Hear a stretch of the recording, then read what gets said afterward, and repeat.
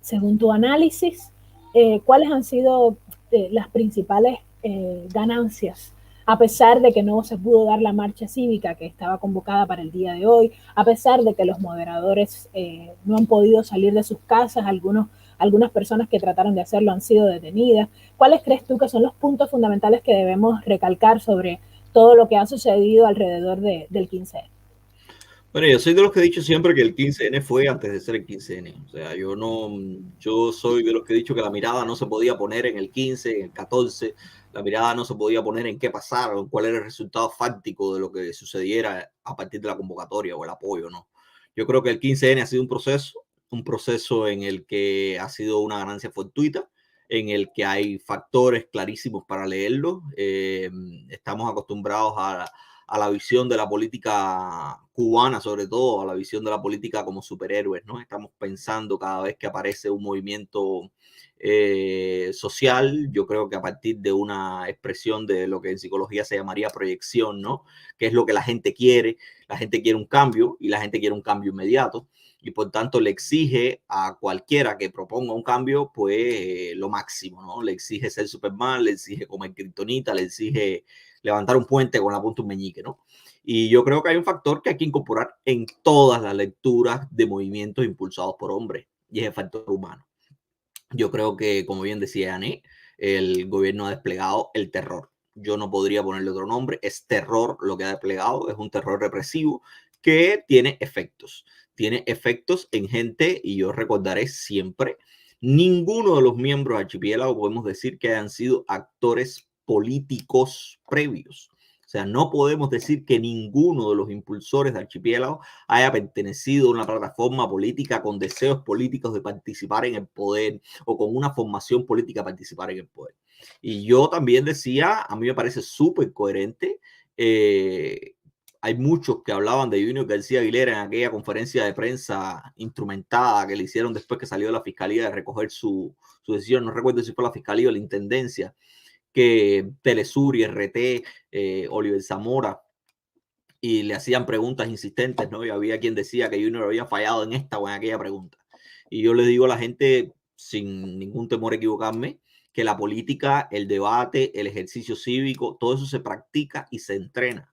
Y si quieren saber si se practica y se entrena, pues yo los convido a una conferencia de prensa de Miguel Mario Díaz Canel Bermúdez para que se den cuenta de lo que significa la falta de entrenamiento en el civismo, en la participación política. Pero lo que quiero decirles con eso es que también la gente, los políticos son hombres y son hombres que ante el terror pueden quebrarse y son hombres que ante la presión pueden afectarse psicológicamente.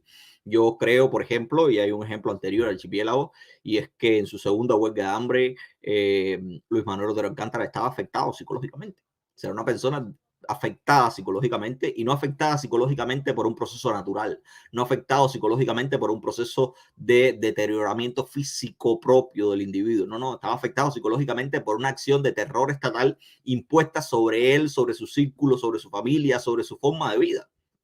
Y eso hay que entenderlo. Y eso es un poco también de lo que ha pasado con Archipiélago. Ha pasado con Archipiélago primero esta falta de entrenamiento cívico, esta falta de entrenamiento social, para decirlo de alguna manera.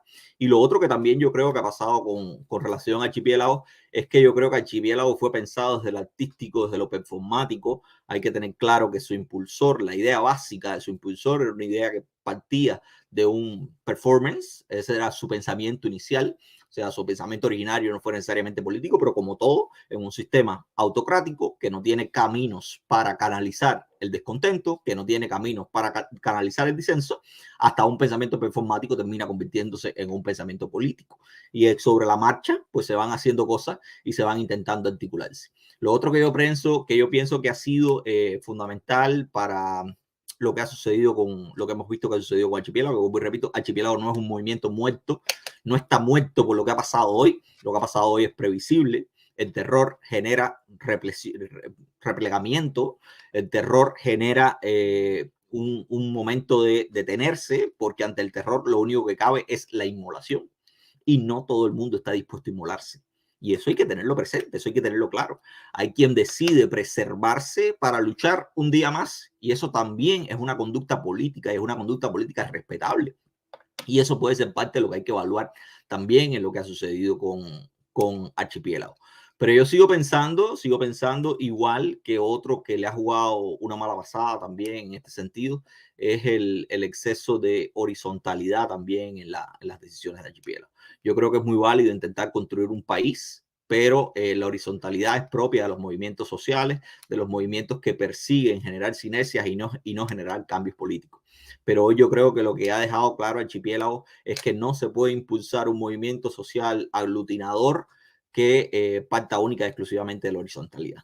La horizontalidad genera también en estos espacios donde el clandestinaje no es una opción, o sea, la opción de la clandestinidad hoy no es una opción material para la sociedad civil cubana por dos razones fundamentales. Primera, porque no tienen entrenamiento en ese sentido, y segunda, porque no están las condiciones materiales para hacerlo. O sea, el clandestinaje, eso no está el sustrato como para impulsar una iniciativa de este tipo en un sistema, en una sociedad ampliamente penetrada por los aparatos de la sociedad de seguridad, ¿no? Para decirlo de alguna manera. Pero yo sí creo que, amén de todas estas lecturas que se puedan hacer alrededor del archipiélago, hay para mí tres conclusiones básicas que nos ha dejado archipiélago. La primera es que yo creo que ha puesto y Larisa lo decía, yo creo que ha ofrecido evidencias para colocar en la esfera internacional primero la discusión de que es una falacia la existencia de un Estado de derecho socialista. Eso no existe en el caso cubano y no existe por más que queramos construirlo, por más que queramos sostenerlo. Hoy, gracias a Archipiélago en amplísima medida, tenemos evidencias más que suficientes para sostener en cualquier escenario que eso es una falacia, que eso no es sostenible. Y consecuentemente lo otro que se puede sostener en espacios internacionales hoy es que en Cuba no hay una institucionalidad que permita canalizar el ejercicio de derechos de la gente que no está de acuerdo con el gobierno. Toda la palabrería que utiliza el gobierno cubano en espacios internacionales, de que en Cuba existen las instituciones, de que en Cuba existen los canales, de que en Cuba existen los mecanismos para canalizar el disenso, es una falacia. Y esa es una de las cosas fundamentales que nos ha dejado Archipiélago. Lo otro que nos ha dejado Archipiélago, yo creo que clarísimo, que también es una consecuencia del 11 de julio, es que es imprescindible para lograr cualquier cambio, cualquier sinergia, que pensemos en estrategia, y cuando hablo pensemos, hablo de sociedad civil, que pensemos en estrategias mancomunadas entre utilizar ese hecho de develar la institucionalidad cubana con la ocupación de espacios públicos. Yo lo he dicho en otras oportunidades, para mí está claro y Archipiélago lo ha dejado en claro. Funciona más que nada la ocupación de espacios públicos y la muestra de descontento en espacios públicos como una amenaza para el poder, que el hecho de presentar individualmente cualquier petición sin apoyarla por una ocupación del espacio público. Por tanto, yo creo que Archipiélago ha dejado claro que incluso la ciudadanía, que la percepción de la ciudadanía, la percepción de muchísima gente es la percepción de ver un movimiento social derrotado si no es capaz de ocupar espacios públicos. Por tanto, Archipiélago ha reafirmado que cualquier movimiento social que se precie y que busque incidir realmente en el poder tiene que tener la ocupación de espacios públicos como parte de su estrategia. Y fíjense que digo ocupación de espacios públicos y no hablo única y exclusivamente de la manifestación de descontento público. Yo hablo de que en Cuba está tan claro que el engranaje represivo sigue estando vigente que no basta con pedirle a la gente que salga a la calle. Hay que buscar una estrategia que conduzca y canalice a la gente a la ocupación de espacios públicos. Y esa estrategia puede seguir siendo la de interpelar al gobierno y la de utilizar el gobierno como una herramienta para justificar la ocupación de espacios públicos. Y para mí es fundamental que si Archipiélago sobrevive, y yo espero que sobreviva con un movimiento público, porque entre otras cosas, si hay algo bueno que decir de Archipiélago, es que ha salido del 15 de noviembre con un saldo de represión, más bien con un saldo de encarcelamiento que todavía hoy no es elevado. O sea, yo uno de los escenarios que contemplé en algún momento era el escenario de que todo el equipo de coordinador de Archipiélago, toda la iniciativa de Archipiélago terminara encarcelada después del 15 de noviembre porque lograron ocupar un espacio público. El gobierno cubano yo creo que tiene suficiente con los más de 600 presos políticos como para engrosar esa lista de manera arbitraria. Algún saldo siempre hablaba de encarcelamiento. Yo no creo que vayamos a salir ilesos del 15 de noviembre en cuanto al encarcelamiento se trate, pero lo que pasa es que sí hay personas que van a permanecer en libertad y que yo creo que conservan un capital político importante, amén de lo que haya pasado hoy 15 de noviembre, y que pueden continuar articulando archipiélago, porque además ya no tienen a dónde regresar. Lo otro que sucede con la disidencia en Cuba, lo otro que sucede con los espacios cívicos cubanos, es que una vez que usted abre la puerta de interpelar al gobierno, de disentir públicamente de las políticas oficiales, de ahí no se regresa. El único camino que entiende el gobierno en ese sentido es la cárcel, la represión o el exilio.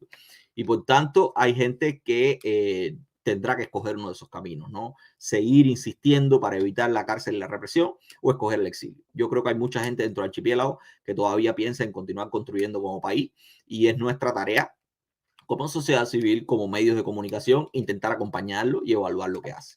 Y en esa misma cuerda, yo creo que Archipiélago todavía, las causas por las cuales Archipiélago convocó y aglutinó a tanta gente siguen vigentes. Y la primera causa y la principal son los presos políticos cubanos. Hay presos políticos cubanos todavía hoy en nuestras cárceles, hay familiares todavía hoy en nuestras cárceles, y yo creo que la sociedad civil cubana no ha sabido encontrar una estrategia para aglutinar a los familiares de esos presos políticos.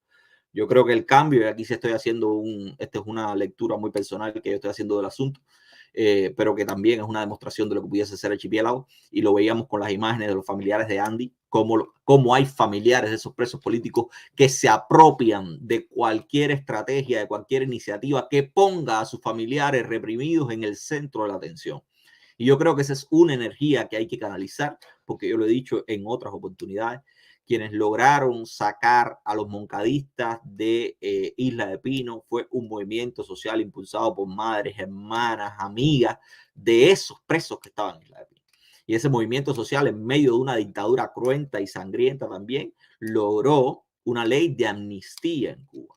Y yo soy de los que cree que cualquier solución es válida para los presos políticos cubanos, y por eso yo soy de los que cree y apoya la estrategia de Archipiélago, porque ponía en el centro o pone en el centro la liberación de los presos políticos. Yo creo que es una deuda pendiente de nuestra sociedad civil, sigue siendo una deuda pendiente de Archipiélago, sigue siendo una demostración de que es un tema que genera consensos. Esa es otra conclusión de Archipiélago. Los presos políticos generan consensos al interior de la sociedad civil cubana. Hay muchísimos temas en los que los cubanos no nos vamos a poner de acuerdo inmediatamente, pero hay otros en los que sí estamos de acuerdo plenamente. Y los presos políticos, la liberación de los presos políticos, la capacidad de canalizar toda esa energía en función de lograr ese objetivo es un elemento, es un tema de consenso, y es un tema que todos y cada uno debiéramos impulsar de alguna manera. Y esa es otra de las lecciones que nos deja Archipiélago, y yo creo básicamente que cualquier estrategia futura de Archipiélago o de cualquier movimiento social que pretenda hacer un movimiento de reivindicación de derechos, tiene que partir de proponerse principalmente la liberación de esos presos políticos. A mí no me importa el método, y aquí sí concluyo. Yo creo que será básico, sobre todo después del 15 de noviembre, porque vuelvo y repito, habrá más presos, habrá gente reprimida en los días siguientes, habrá los intentos por desarticular más allá de la esfera pública, porque hoy han logrado, yo creo, desarticular con la propaganda públicamente a muchísimos miembros, coordinadores o gente que podía comulgar con la iniciativa de Archipiélago, pero yo creo que en los días futuros, como consecuencia de esto mismo que hemos vivido el 15 de noviembre, pues hay un reforzamiento de esa idea de que tenemos que buscar ese punto común como sociedad civil, que es el que nos aglutina. Y ese punto yo creo que ahora mismo son los presos políticos. Y una hoja de ruta que nosotros le hemos propuesto también desde el toque jurídico, aunque no es compartida por mucha gente, es la necesidad de impulsar desde la ciudadanía, desde abajo, con nuestras condiciones, una ley de amnistía para todas y cada una de esa gente. Esa gente vale mucho más en libertad que al interior de unas cárceles donde están expuestos a penas crecientes, donde están expuestos a vejaciones, donde están expuestos a una sanción injusta. Y yo digo que esa tiene que ser una meta de la ciudadanía cubana, porque no se puede mantener en la cárcel, el régimen cubano no puede darse el lujo, al menos esa es mi lectura, esa es mi perspectiva, de mantener en la cárcel por mucho tiempo a 600 jóvenes y no tan jóvenes que habrán sido sancionados a 10 años, a 20 años. En algún momento el régimen cubano intentará utilizar a esa gente como una moneda de cambio, ya sea para obtener algo en su favor o para dar una imagen magnánima que también descompresione las tensiones políticas de la isla.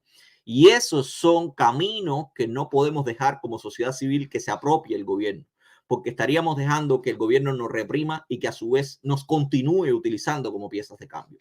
Y por eso es que yo no me opongo a una ley de amnistía, no me opongo a ninguna solución que implique presionar desde abajo y obligarlos a hacer algo que no quieren. Porque si la ciudadanía los obliga a hacer algo como que no quieren como poder, ya habremos ganado. Lo que quiere el poder es mantenerse intratable, lo que quiere es mantenerse no interpelado. Y eso es lo que yo creo que les ha movido el piso al archipiélago. Archipiélago no los ha dejado tranquilos. Archipiélago los ha estado interpelando constantemente. Y yo creo que ese es un mecanismo que ha demostrado ser efectivo para descolocarlo, que ha demostrado ser efectivo para que muestren su esencia represiva y su esencia violenta. Y esa es una conclusión para mí fundamental de estos días que hemos vivido. Yo igual creo que no hemos terminado.